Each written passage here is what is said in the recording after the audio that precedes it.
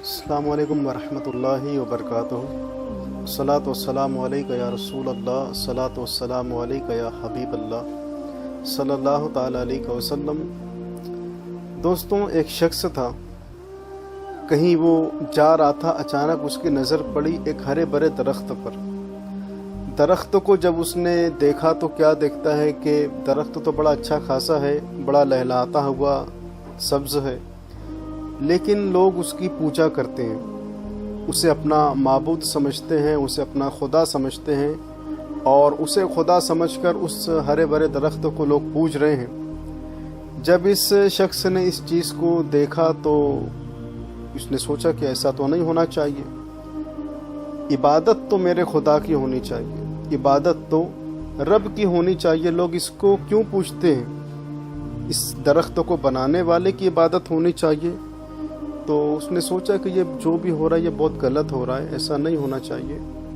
تو وہ پلٹا اپنے گھر گیا اور گھر سے رسی کاندھے پر ڈالی، کلاڑی ہاتھ میں تھامی اور اپنے گدھے پر سوار ہو کر نکلا کہ اب جا کر میں اس درخت کو کاٹ دوں گا، اس درخت کو میں کاٹ دوں گا ہمیشہ کے لیے، اس لیے کہ وہ شرک کا ذریعہ ہے، وہ ہے تو لوگ شرک میں مبتلا ہے، آ کر لوگ اسے سجدے کرتے ہیں، اپنے طور پر اس کی عبادت کر رہے ہیں، یہ کھلے عام شرک ہو رہا ہے۔ تو نہ رہے گا بانس اور نہ بجے گی بانسری، جا کر میں اس کا وجود ہی ختم کر دیتا ہوں، اس درخت کو میں کاٹ دیتا ہوں۔ اب یہ اپنے گدھے پر سوار ہو کر نکلا تو راستے میں انسان کی شکل میں اسے ابلیس ملا، شیطان اسے ملا، اور اس نے اس کا راستہ روکا اور کہا کہ کہاں کا ارادہ ہے، کہاں جا رہے ہو؟ تو اس شخص نے کہا کہ وہ جو پاس میں جو درخت ہے نا، لوگ اسے خدا مان کر اسے پوجتے ہیں، اس کی عبادت کرتے ہیں، اس کی پرستش کرتے ہیں، تو یہ کھلے عام شرک ہو رہا ہے، وہ درخت جو ہے وہ شرک کا ذریعہ بن گیا ہے، تو جا کر میں اسے کاٹ دوں گا، وہ جب کٹ جائے گا تو لوگ شرک کرنے سے رک جائیں گے۔ تو ابلیس نے کہا، جو انسانی شکل میں آیا ہوا تھا، اس ابلیس نے کہا کہ ایسا نہ کرو، کیا ملے گا تمہیں اس درخت کو کاٹ کر؟ اچھا خاصا وہ درخت تو رہنے تو جانے دو۔ اس نے کہا کہ نہیں، یہ بہت غلط ہو رہا ہے، میں تو جا کر اسے کاٹ دوں گا۔ تو بہت اس نے سمجھایا ابلیس نے اپنے طور پر کہ اسے نہ کاٹ دو، لیکن یہ بضد رہا کہ نہیں، میں جا کر اسے کاٹ دوں گا۔ آخر میں ابلیس نے سوچا کہ جب یہ میری کوئی بھی بات نہیں مان رہے، تو اس نے ایک شرط رکھی۔ شرط یہ رکھی کہ دیکھو، تم ضرور جاؤ اس درخت کو کاٹنے کے لیے، لیکن میری شرط یہ کہ تم اس سے پہلے میرے ساتھ کشتی کرو، میرے ساتھ کشتی کرو۔ اگر تم نے مجھے پچھاڑ دیا کشتی میں، اگر تم مجھ سے جیت گئے، بازی لے گئے، تو جا کر اس درخت کو کاٹ دینا، لیکن اگر میں جیتا تو پھر میں تمہیں آگے نہیں بڑھنے دوں گا۔ وعدہ کرو کہ تم کشتی جیتنے کے بعد ہی اس طرف جاؤ گے، اگر کشتی میں تم اگر ہار گئے تو تمہیں پھر گھر کا راستہ لینا پڑے گا، میں تمہیں آگے نہیں جانے دوں گا۔ تو اس شخص نے ابلیس کی اس شرط کو مان لیا، مقابلہ شروع ہوا، اور دیکھتے ہی دیکھتے ابلیس کو اس شخص نے پچھاڑ دیا، شکست دے دی۔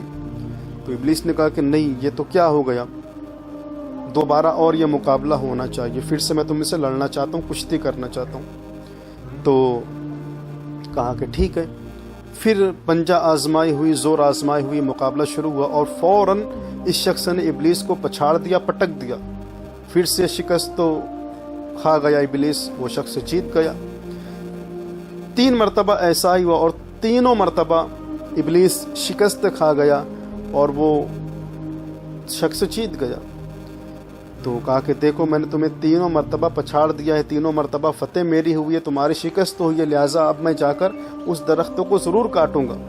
پھر ابلیس نے بات بنائی اور کہا کہ دیکھو سنو، میں تمہیں ایک بات بتاتا ہوں جس میں تمہارا بہت فائدہ ہے۔ کہا کہ وہ کیا؟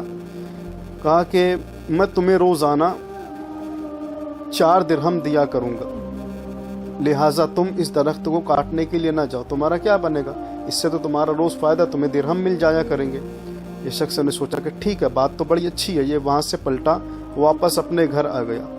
اب روزانہ تقریباً 3 دنوں تک اسے مصلی کے نیچے نماز پڑھنے کے بعد درہم مل جاتا تھا اور یہ اپنے کام کاج میں مشغول ہو جاتا تھا۔ چوتھے دن मुसल्ला इसने हटाया और इसे फिर कोई भी दिरहम वहाँ से ना मिला। और फिर ये तैश में आया और कहा कि अब तो मैं जाकर उस दरख्त को काट दूंगा। फिर अपने घर से निकला, रस्सी कांधे पर डाली, हाथ में कुल्हाड़ी थामी, गधे पर सवार होकर निकला। रास्ते में फिर इंसान की शक्ल में इब्लीस मिला और कहा कि कहाँ का इरादा है? कहा कि वही जा रहा हूँ फिर दरख्त को काटने के लिए। तो इब्लीस ने कहा कि तुम्हारी क्या मजाल कि अब तुम जाकर उस दरख्त को काटो, अब तुम हरगिज़ उस दरख्त को नहीं काट सकते। कहा कि क्यों? कहा कि चलो मेरे साथ कुश्ती करो, कुश्ती जीत जाओगे तो मैं तुम्हें आगे जाने दूंगा। अब जब उसने इब्लीस के साथ वो शख्स कुश्ती करता है तब उस पर वो गालिब नहीं आया बल्कि वो शिकस्त खा गया। एक के बाद दीगर 3 मरतबा मुकाबला फिर हुआ और तीनों मरतबा शैतान ने उस बंदे को शिकस्त दे दी, उसे हरा दिया। तब ये बड़ा परेशान हुआ और उसने इब्लीस से पूछा कि क्या बात है, इससे पहले तुम ही थे, तुम्हारे सामने मैं ही था, तीनों मरतबा मैंने तुम्हें लगातार शिकस्त देती, फतेयाब मैं हुआ था, लेकिन अब इस मरतबा क्या हो गया कि मुसलसल तुमने मुझसे बाजी ले ली, तुमने मुझे शिकस्त दे दी। तो इब्लीस ने कहा कि इससे पहले जो तू निकला था दरख्त को काटने के लिए तो तेरा इरादा बड़ा साफ था, तेरी नीयत बड़ी अच्छी थी, तू शिर्क को मिटाने के लिए निकला था, तू शिर्क के खात्मे के लिए निकला था। तेरा इरादा, तेरी नीयत ये थी कि खालिस इबादत अल्लाह की होनी चाहिए। लेकिन अब तू अपने घर से निकला है उस दरख्त को ख़त्म करने के लिए, तो इस मर्तबा तेरा इरादा यह है कि मुझे दिरहम नहीं मिला। 3 दिनों से जो मुसलसल मुझे दिरहम मिलता था उस दरख्त को न काटने के एवज में, वो मिलना बंद हो गया। तो इस वजह से तू अपने घर से निकला है। इस मर्तबा तेरा इरादा ये नहीं था कि तू शिर्क का खात्मा करने के लिए निकला है, तो तेरी नीयत बदल गई है।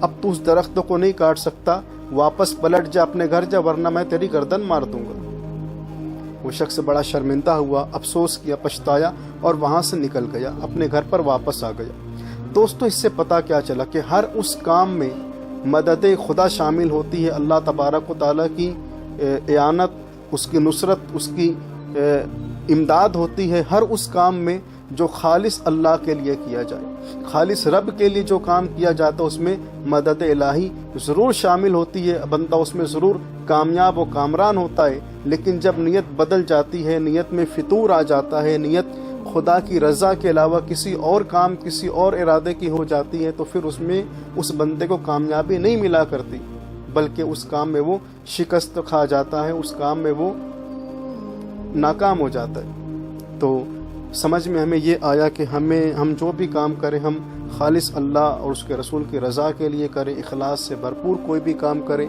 इखलास होगा, खुलूस होगा, अल्लाह तबारक व तआला की रज़ा जब मकसूद होगी तो इंशाअल्लाह खुदा की मदद भी उस काम में शामिल होगी और बंदा अपनी मुराद को ज़रूर पहुँचेगा। अल्लाह ताला हम सबको हर नेक काम, हर अच्छा काम सिर्फ़ खुदा की रज़ा के लिए करने की तौफ़ीक़ अता फ़रमाए। अस्सलामु अलैकुम वरहमतुल्लाहि वबरकातुहू। हमारे चैनल को सब्सक्राइब करें और बेल आइकॉन पर क्लिक करें ताकि आपको हर आने वाले वीडियोस के नोटिफिकेशन मिलते रहें।